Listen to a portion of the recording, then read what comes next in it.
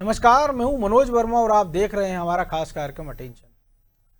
देश की सियासत में एक ऐसा बयान आया है जिसने राजनीतिक गलियारों में भूचाल ला दिया है। राजस्थान के पूर्व मुख्यमंत्री और कांग्रेस के दिग्गज नेता अशोक गहलोत ने एक बड़ा और तीखा दावा किया है। गहलोत ने कहा कि अगर आज इंदिरा गांधी होती तो वो बीजेपी पर बैन लगा देती, क्योंकि बीजेपी एक राजनीतिक पार्टी होकर सिर्फ धर्म की राजनीति करती है। अब सवाल ये उठता है कि अशोक गहलोत ने अचानक इतना बड़ा हमला क्यों बोला, इसके राजनीतिक मायने क्या हैं और क्या वाकई देश की राजनीति सिर्फ धर्म के इर्द गिर्द सिमट कर रह गई है। और जब बात धर्म और राजनीति की होती है तो नेहरू गांधी परिवार की धार्मिक आस्था और उनके रुख पर बात होना भी लाजमी है। आज की डिबेट में हम इतिहास के पन्नों को भी पलटेंगे और वर्तमान की हकीकत को भी टटोलेंगे। पंडित जवाहरलाल नेहरू ने खुद को सांस्कृतिक रूप से हिंदू कहा। इंदिरा गांधी की आस्था बेहद गहरी थी और वो अक्सर रुद्राक्ष की माला पहनती थी। आनंदमयी माँ की भक्त थी और देश के बड़े बड़े मंदिरों और संतों के दर्शन के लिए जानी जाती थी।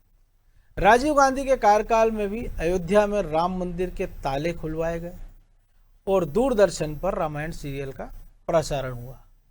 आज की राजनीति में राहुल गांधी खुद को दत्तात्रेय गोत्र का कश्मीरी पंडित बताते हैं और केदारनाथ से लेकर महाकाल तक की यात्राएं करते हैं और खुद को जनेऊधारू हिंदू के रूप में पेश करते हैं। तो गहलोत का बयान एक दोधारी तलवार की तरह है। एक तरफ जहां वह अल्पसंख्यकों और सेक्युलर वोटर्स को कांग्रेस की तरफ ला सकता है, तो दूसरी तरफ भाजपा इसे लपक कर बहुसंख्यक समाज के बीच कांग्रेस विरोधी और हिंदू विरोधी कार्ड के रूप में इस्तेमाल कर सकती है, जिससे चुनावों में ध्रुवीकरण और तेज हो सकता है। तो आज चर्चा इसी पर करेंगे, लेकिन पहले रिपोर्ट देखिए।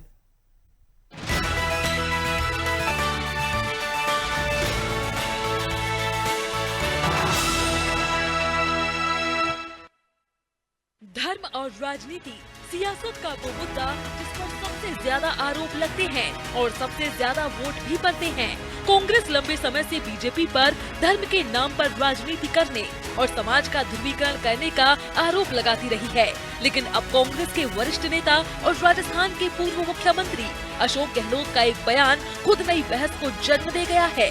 गहलोत ने कहा कि ये लोग धार्मिक ध्रुवीकरण कर रहे हैं।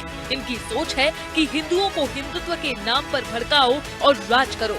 अगर आज इंदिरा गांधी जैसी नेता पीएम होती तो बीजेपी पर बैन लगा देती। लेकिन सवाल ये है कि क्या धर्म और आस्था का राजनीतिक इस्तेमाल सिर्फ बीजेपी करती है या फिर कांग्रेस भी समय समय पर इसी रास्ते पर चलती दिखाई देती है। इनकी सोच क्या है?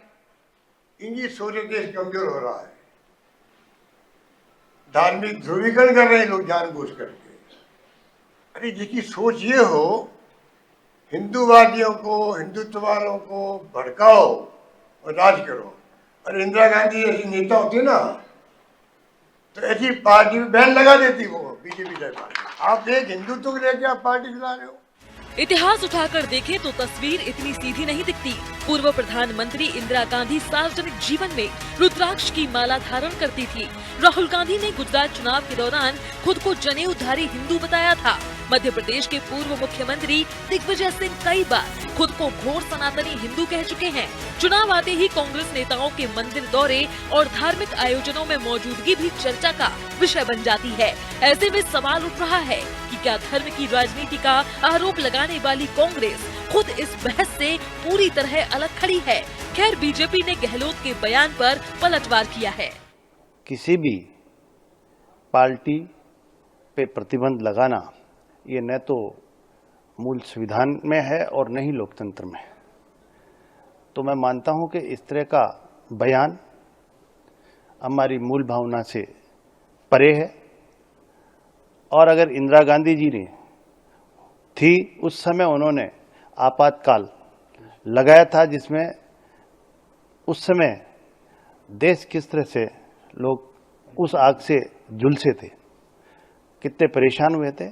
तो इस तरह के ये वोटों की तुष्टीकरण की राजनीति जिस तरह से अशोक गहलोत जी करते हैं, तो ऐसे बयान मैं मानता हूं कि ये हमारे लोकतंत्र के खिलाफ है। इस पूरे विवाद के बीच सबसे बड़ा सवाल यही है कि अगर धर्म के आधार पर राजनीति करना गलत है, तो फिर चुनावी मौसम में मंदिरों, मठों और धार्मिक पहचान की चर्चा क्यों बढ़ जाती है?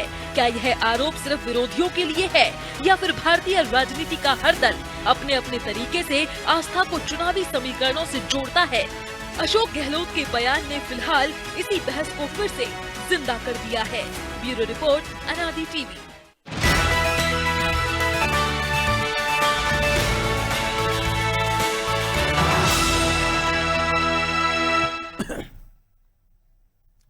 तो इसी पर चर्चा करने के लिए हमारे साथ जुड़ गए वरिष्ठ पत्रकार आलोक एम इंदौरिया और हमारे सहयोगी ब्रजेश रोक से।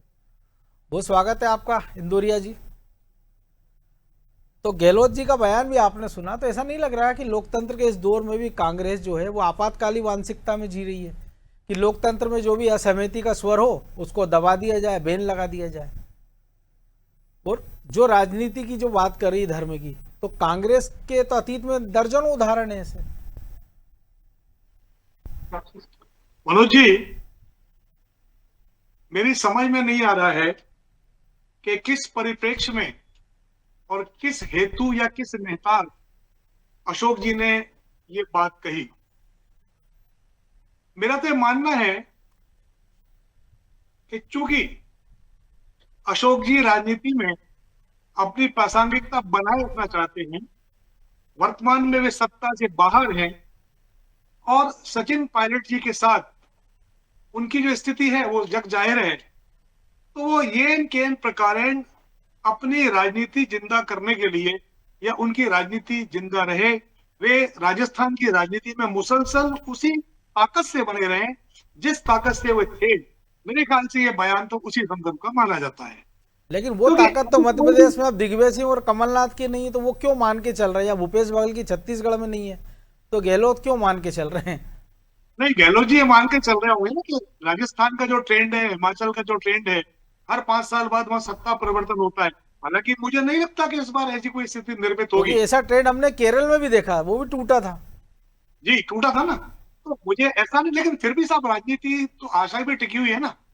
नेता तो आशा ही करता है ना कि उसे सत्ता उसको मिले, सत्ता में सीएम बनने का मौका उसको मिले, तो ये उसी परिप्रेक्ष्य में। लेकिन ये मेरे हिसाब से तो लेकिन ये जो मांग है, आपको नहीं लग रहा कि ये जो दिग्विजय सिंह जैसे घनघोर विरोधी हैं संघ के, बीजेपी के, उन तक ने कभी ये डिमांड नहीं की कि बीजेपी पे बैन लगा दिया जाए? या इंदिरा जी होती तो बैन लगा देती।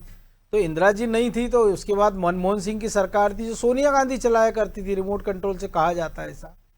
तो उस समय आरोप लगाते थे जब तो बीजेपी उतनी पावर में भी नहीं थी, 200 का आंकड़ा कभी पार नहीं किया था। अब तो 3 बार से वो 200 पार जा रहे हैं, 2 बार, एक बार 200, 250 पार है, एक बार 300 पार है, अभी 240 थे। मनोज जी, दिग्विजय सिंह जी बहुत समझदार नेता हैं और मैं तो उन्हें राजनीति का चाणक्य मानता हूं। और वो मध्य प्रदेश के नेता नहीं है, मेरी नजर में वो राष्ट्रीय स्तर के बहुत बड़े नेता है कांग्रेस में।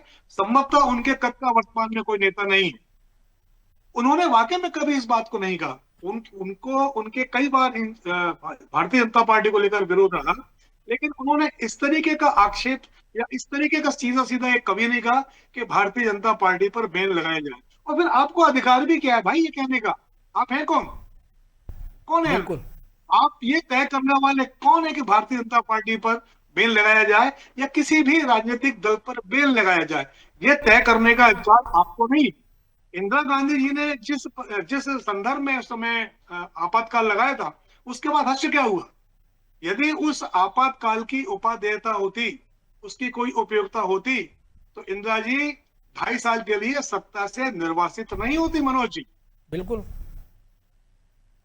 तो ब्रजेश जी, एक तरफ धर्म के नाम पर राजनीति की बात हो रही है और ज्यादा वक्त नहीं बीता है, अभी केरल में मुस्लिम लीग के साथ फिर गठबंधन में कांग्रेस ने सरकार बनाई है। बिहार में चर्चा थी और उसके बाद बंगाल में चर्चा हुई और उसके बाद अब उत्तर प्रदेश में चर्चा चल रही है कि AIMIM के साथ कांग्रेस हाथ मिला सकती है, जिसके नाम में ऑल इंडिया मुस्लिम मोहिउद्दीन लिखा हुआ है। तो एक तरफ वो ऐसे दलों के साथ हाथ मिलाने में उसको कोई गुरेज नहीं है और दूसरी तरफ वो आरोप लगा रहे हैं कि धर्म की राजनीति कर रहे हैं। तो हमने तो इसी मध्य प्रदेश में देखे 2018 के चुनाव कैंपेन में, इसी भोपाल में हमने देखा कि बड़े बड़े राहुल गांधी के पोस्टर लगे थे जिसमें उनको दत्तात्रेय गोत्र वाला बताया गया, जनेऊधारी, महाकाल का परम भक्त बताया गया।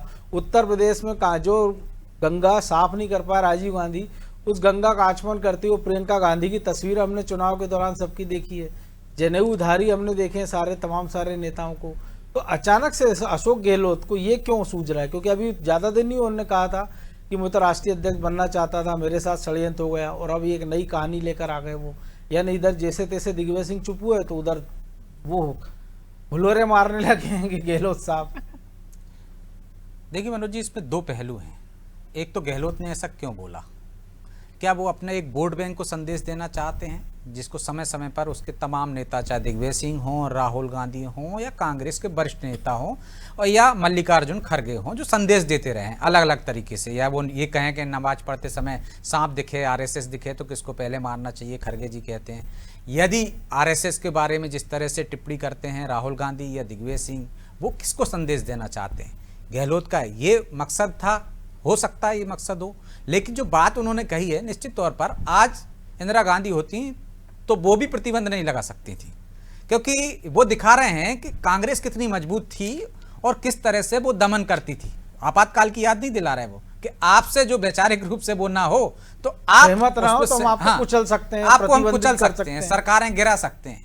क्या लोकतंत्र तब से आज तक मनोज जी बहुत परिपक्व हो चुका है। आप उसको उस दहलीज पर उससे तुलना नहीं कर सकते हो कि आपातकाल जैसे स्थिति आज भी इंदिरा गांधी ला सकती थी। एक बार उन्होंने कर दिया, दोबारा तो वो भी नहीं ला सकती थी आपातकाल, और जिसका खामियाजा हमने देखा, कांग्रेस ने भुगता भी था। अब रही बात कि धर्म की राजनीति करती है, इस कारण से हम साहब बीजेपी पे प्रतिबंध लगा देते, इंदिरा गांधी होती तो इतनी शक्ति होती थी, तो इससे धर्म की राजनीति आज से कर रहे हैं क्या? आडवाणी जी ने कमंडल यात्रा निकाली थी मंडल के खिलाफ, वो क्या धर्म की राजनीति नहीं थी? रथ यात्रा निकाली थी, जेलों में आपने डाला था, तो कब किसकी सरकार थी? कांग्रेस की। उसके बाद आपकी 14 तक कांग्रेस की सरकार लगा देते प्रतिबंध। क्या आप ये जताना चाह रहे हो कि इंदिरा गांधी के बाद जितनी भी कांग्रेस की सरकारें आई वो कमजोर थी, लाचार थी, मजबूर थी? एक संकेत ये भी जाता है कि आप कुछ नहीं कर सकते थे साहब। अब इंदिरा गांधी का ही भरोसा है, वो एक आयरन लेडी थी जो चाहती कर सकती थी। एक संदेश ये है। और आपने धर्म की राजनीति नहीं की। उदाहरण आपने दीजिए, मुस्लिम लीग के साथ आपने गठबंधन किया, आप उत्तर प्रदेश में गठबंधन करने का विचार कर रहे हैं, चलिए ये भी छोड़ दिए। आप तो खुद ही कहते हो ना कि राम मंदिर का ताला तो राजीव गांधी ने खुलवाया था, तो वो धर्म की राजनीति नहीं थी क्या? आप कहते हो आपने किया, कहते क्या हो? आपने शाहबानो प्रकरण में आपने पूरा ही कोर्ट का फैसला बदल दिया संविधान में, तो धर्म की राजनीति नहीं थी क्या? तो नहीं, वो एक वोट बैंक को साधना था। आईना भी तो नहीं दिखा रहा कि खड़गे को, राहुल गांधी, सोनिया गांधी को कि भैया इंदिरा गांधी होती तो कर लेती, या तो वो कहते कि भैया हमारी सरकार बनी तो राहुल गांधी प्रधानमंत्री बने तब ये करवा देंगे। नहीं, मैंने वही तो कहा ना, आप आईना क्या उन्हीं को दिखा रहे हो कि जितनी लाचार रही हैं आपकी जितनी सरकारें आई हैं।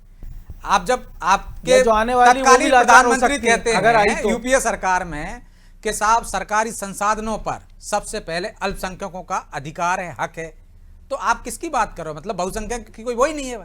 तो आपके जो बयान हैं आपको एक वोट बैंक को साध रहे होंगे, आपकी पार्टी पर आप निशाना साध रहे होगे, चाहे खड़गे जी पर साधो, चाहे तमाम नेताओं पर साधो। जो आपने कहा गहलोत जी अध्यक्ष बनना चाहते थे, राष्ट्रीय अध्यक्ष नहीं बन पाए, तो वो कह रहे होंगे अब जो शीर्ष नेतृत्व है बहुत कमजोर है। उसके इंदिरा जी का दौर था, तो वो ये दिखाना चाहते होंगे कि बाकी सब कमजोर हैं, मुझे मौका देना चाहिए। तो इसके निहितार्थ बहुत सारे हैं कि गहलोत के कहने का मतलब क्या है। वो अपने नेताओं पे, अपनी पिछली सरकारों पर निशाना साध रहे हैं, वो एक वर्ग विशेष के वोट बैंक पार्टी की झोली में लाना चाहते हैं, ये मकसद है उनका, या वो अपन खुद को वो ये जताना चाहते हैं कि अब जो ऊपर जो नेतृत्व है उसमें वो बस की नहीं है। या हो सकता है वर्तमान नेतृत्व को कटघरे में खड़ा कर रहे हो ना कि भैया आप बहुत चिल्लाते हो लोकतंत्र खतरे में, फलाना डिकाना, लेकिन ये बस में आपकी भी नहीं है। अगर इंदिरा गांधी होती तो हो सकता था आपकी आ गई तो आप भी। लेकिन जिस तरह के उन्होंने बयान दिए, निश्चित तौर पर कांग्रेस को उससे फायदा नहीं होने वाला, क्योंकि कांग्रेस में जिस तरह से अब एक बहुसंख्यक समाज को साधने के जो जतन किए जा रहे हैं, चाहे मध्य प्रदेश में हम बात करें, आप जिला अध्यक्षों को चिट्ठी लिख देते हो, कमलनाथ जब प्रदेश अध्यक्ष रहते हैं, कि हनुमान चालीसा का पाठ करिए। आप गणेश उत्सव अपने कार्यालय में मनाने लगे हैं, आप दुर्गा उत्सव मनाने लगे हुए हैं, और आप तमाम तरह के धार्मिक आयोजन करने लगे हैं अपने कार्यालय में। आप जनेऊ पहनकर जाने लगे हैं, आप तिलक लगाकर जाने लगे, आप गंगा का आचमन करने लगे, आपके शीर्ष नेता। तब इस तरह का बयान देना निश्चित तौर पर कांग्रेस के लिए एक तरह से नुकसानदायक ही होगा, फायदेमंद नहीं होगा। इस पर तो खुद कांग्रेस विचार करे और उसका शीर्ष नेतृत्व करे कि उसको किस दिशा में जाना है। इसीलिए तो कहते हैं भटकी हुई कांग्रेस है ना, इधर जाएं उधर जाएं, इधर जाएं उधर जाएं में उलझी हुई है। वो रास्ता तय नहीं कर पा रही कि हमें धर्मनिरपेक्ष के रास्ते पर चलना है तो धर्मनिरपेक्ष की बात करे, फिर ये जनेऊ ना धारण करे, फिर तिलक ना लगाए, फिर वोट के लिए आरती ना करे, और हनुमान चालीसा का पाठ ना कराए, वो एक ही काम करे। तो जो विचार से भटक गई है, फिर रमजान की जो पार्टियां दे रहे हैं वो भी बंद कर दो, वो भी बंद। लेकिन सवाल है ये ना इंदौरिया जी, ये सेल्फ गोल है क्योंकि अभी पश्चिम बंगाल में ज़्यादा दिन नहीं हुए हैं जो नतीजे आए हैं, और शुभेंदु अधिकारी ने जिस प्रकार से बयान दिए, आसाम का ताज़ा मामला है, और अभी तो कहीं चुनाव भी नहीं हो, और ये गहलोत का चुनाव वक्त, ऐसे वक्त पे इनका ये बयान आया कि हो सकता है कि उत्तर प्रदेश में जैसे प्री मानसून एक्टिविटी शुरू हो गई है, वो pre election activity Uttar Pradesh में चल रही है, तो शायद ये वहाँ बीजेपी को बड़ा काम आने वाला ये बयान। मनोज जी, ये बिल्कुल तय मानिए कि भारतीय जनता पार्टी जैसी समझदार पार्टी, उसके हाथ में अशोक गहलोत जी ने एक ऐसी नायाब चीज दे दी है कि इसकी दम पर वो उत्तर प्रदेश के चुनाव की वैतरणी को बहुत दम से पार करेगी। आप भी यही रहेंगे, मैं भी यही रहूंगा, और हो सकता है हम इस पर आगे जाके डिबेट भी करें जी। क्योंकि हिंदुत्व का कार्ड जिस तरीके से चल रहा है और जिस तरीके से हिंदुत्व वोटों का ध्रुवीकरण हुआ है, बहुसंख्यक जिस तरीके से एक इकट्ठे हुए हैं, उसका परिणाम हम आसाम और बंगाल में देख चुके हैं। और बहुत आश्चर्य की बात है कि हिंदुत्व को गाली देना ही सेकुलरिज्म है क्या? जो जितनी ज्यादा जोर से हिंदुत्व को गाली देगा, क्या वो उतना बड़ा सेकुलरिज्म माना जाएगा? ऐसा क्यों? हम पहलगांव हमले पर चुप क्यों रहे? हमने क्यों बयान कोई भी पहलगांव को लेकर नहीं दिया जिस तरीके से आतंकवादी हमला हुआ और धर्म पूछकर मारा गया? क्या हम बोले? नहीं बोले। मालदा में जिस तरीके से हिंदुओं की दुकानें जलाई गई टीएमसी के शासन में, ज्यादा पुरानी बात नहीं है, 1 साल पुरानी बात है, और जिस तरीके से उनको पलायन करके भागना पड़ा व्यापारियों को, जमी जमाई दुकानों को छोड़ के, हम चुप रहे? हम कुछ बोले क्या? बांग्लादेश में हिंदुओं का जिस तरीके से कत्लेआम हुआ, उनके घर जलाए गए, हम कुछ बोले क्या? तो नहीं बोले। क्या यही सेकुलरिज्म है कि हिंदू मारा जाए या हिंदू पे अत्याचार हो और हम कुछ नहीं बोले? हमें दोनों के ऊपर समान रूप से बोलना पड़ेगा, चाहे वो हिंदू के साथ कोई घटना हो, चाहे वो किसी मुस्लिम के साथ कोई घटना हो। हमें दोनों पर समान रूप से बोलना पड़ेगा, तभी वो सेकुलरिज्म कहलाएगा। अकेला किसी वर्ण विशेष का साथ देना या उसकी बात करना या उसके हितों की बात करना सेकुलरिज्म नहीं है। और आप ये तय मानिए कि अशोक गहलोत जी के इस बयान में एक ऐसे प्राण फूक दिए भारतीय जनता पार्टी में कि अकेले राजस्थान में नहीं, बिल्कुल पूरे देश के ग्राम लेवल तक ये घटना पहुंचेगी कि इमरजेंसी किस तरीके से लगाई गई थी, और आज यदि इमरजेंसी होती तो वो इमरजेंसी लगा दी। यानी कांग्रेस का नियत और कांग्रेस की विचारधारा या कांग्रेस का मंतव्य क्या है, इसको भारतीय जनता पार्टी बहुत आसानी से समझाने में सफल रहेगी। और अभी आपातकाल की इमरजेंसी भी आई रही, ज्यादा दिन बचे नहीं है। वही इमरजेंसी की तो बात हुई नहीं, उसकी यादें ताजा होंगी, उसके एपिसोड चलेंगे, किस तरह लोगों के घर बर्बाद हुए थे वो एपिसोड चलेंगे, कितना लोगों ने उसमें अपनी जाने दी वो एपिसोड चलेंगे। ये तो कांग्रेस ने बहुत बड़ी एक तरीके से अपने लिए दिक्कत मोल ले ली है अशोक जी के बयान में। और एक चीज मैं आपसे एक बोलना चाहूंगा, सुप्रीम कोर्ट पर माननीय दिग्विजय सिंह की टिप्पणी और उसके तत्काल बाद अशोक जी का ये बयान, आप इसमें कहीं ना कहीं देखिए कुछ ना कुछ है। और मैं समझता हूँ ब्रजेश जी इस चीज को समझ रहे होंगे कि 7 दिन या 8 दिन पूरी घटना को नहीं हुए और ये किस प्रकार का बयान आना कहीं ना कहीं इस बात पे इंगित करता है कि कांग्रेस किस डायरेक्शन में जाना चाहती है, ये कांग्रेस इस देश की राजनीति को किस डायरेक्शन में ले जाना चाहती है। हालांकि कांग्रेस मेरे हिसाब से नुकसान में रहेगी, क्योंकि बहुसंख्यक को नजरअंदाज करके आप कुछ भी नहीं कर सकते वर्तमान में, क्योंकि राजनीति की दिशा और दशा दोनों ही भारतीय जनता पार्टी ने पलट के रख दी है। बिल्कुल जी। लेकिन एक और चीज है ब्रजेश जी, चूंकि इंदौरिया जी ने जिक्र किया, अभी राजस्थान और एमपी की हमने, दिग्विजय सिंह और गहलोत की हमने बात की, आज छत्तीसगढ़ में भी एक बयान आया जिसमें राहुल गांधी की तुलना महात्मा गांधी से कर दी गई है।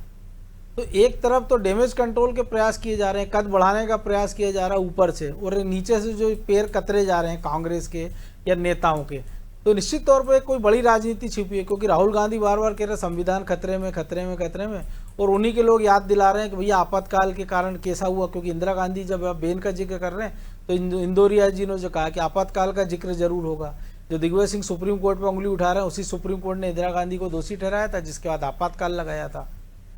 देखिए मनोज जी, कांग्रेस समझ चुकी है लोकतांत्रिक तरीके से वो सत्ता में वापसी नहीं कर पाएगी, तो वो अलोकतांत्रिक तरीके अपनाना चाहती है, वो जनमानस में वो सब चीज़ें डालना चाहती है कि जो हमने देखा है कि हमारे पड़ोसी देशों में जो कुछ हुआ है वैसे हालात वो देश में बनाना चाहती है। क्योंकि जब आप मुकाबला नहीं कर सकते हो ना, तो दूसरे तरीके अपनाते हो कि आप लोगों में किस तरह से भड़का दो, युवाओं को भड़का दो, एक अराजकता का माहौल हो जाए, आप संविधान पर लोग भरोसा ना करें, आप चुनाव आयोग पर भरोसा ना करें, पुलिस पर भरोसा ना करें, कोर्ट पर भरोसा ना करें, और ये कहें कि किस तरह से माहौल हो गया। तो ये माहौल बनाने की हो सकता है कोशिश हो। लेकिन जो कांग्रेस लगातार कह रही थी साहब संविधान खतरे में है, लोकतंत्र खतरे में है, 400 पार इनके आ जाएंगे, पूरा संविधान बदल देंगे, तो गहलोत जी क्या कह रहे हैं? तो मतलब कांग्रेस खुद ही संविधान का पालन नहीं करती, कहती कुछ है और संविधान का किस तरह से खिलवाड़ करती है, ये भी तो करते हैं। काकरोच पार्टी का आंदोलन से दूर रहते हैं। काकरोच पार्टी का आंदोलन कैसा रहा हमने देखा, और आज ही जो उसके जो अध्यक्ष हैं अभिजीत कदम, उनकी पिटाई हो गई है। देखिए मनोज जी, कांग्रेस का वोट बैंक